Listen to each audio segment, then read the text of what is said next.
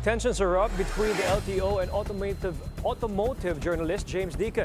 His son daw kasi committed not just one, but two transport violations. Ang detalye sa Agenda Report ni Pierre Pastor.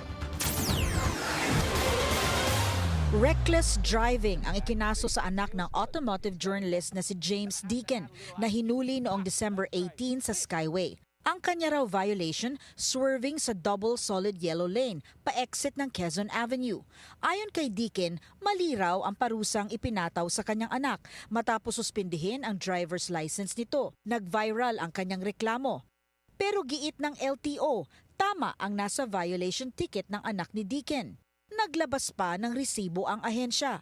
Ang reckless driving ay tumutukoy sa pagmamaneho na nagpapakita ng kawalan ng wastong pag-iingat at alinsunod sa alituntunin ng kaligtasan sa kalsada.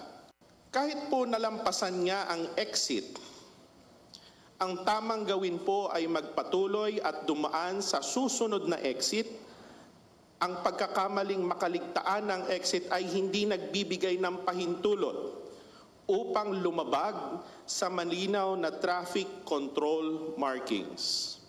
Nang hingiin pa ng traffic enforcer ang rehistro ng sasakyan, wala raw maipakita ang anak ni Deacon. Ang kanyang papel na dala-dala ay hindi nga po sales invoice, hindi rin ORCR. Totally wala pong papel yung sasakyan. Kasi yung papel na dala-dala nila is papel from the importer to the dealer. So ano pong ibig sabihin nun? Yan ay hindi pa nabebenta sa labas, sa tao, at hindi yan dapat minamaneho sa kalye kasi walang kaukulang papeles. Dagdag pa ng LTO, double reckless driving pa nga dapat ang ikakaso nito dahil bukod sa paglabag sa traffic rules ay hindi rin rehistrado ang sasakyan.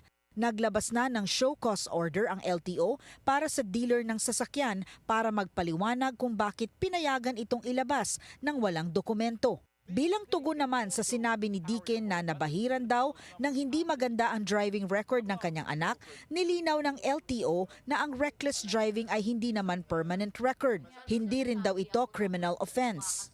Ayon pa sa LTO, kung hindi sumasang-ayon ang nahuli sa violation na naipataw, pwede naman itong i-contest sa tanggapan ng LTO within 5 days. Pero base sa records ng LTO, hindi umano nag-contest ang kampo ni Deacon. Kapag hindi na i-contest within 5 days, deemed admitted ang violation. Dagdag ng LTO, dapat within 15 calendar days ang pagsisettle sa violation base sa traffic adjudication rules. Kasama sa calendar days ang weekends at holidays, kaya responsibilidad ng mga motorista na isettle ang mga obligasyon nito. Sa huli, paalala ng mga otoridad na maging responsable sa pagmamaneho.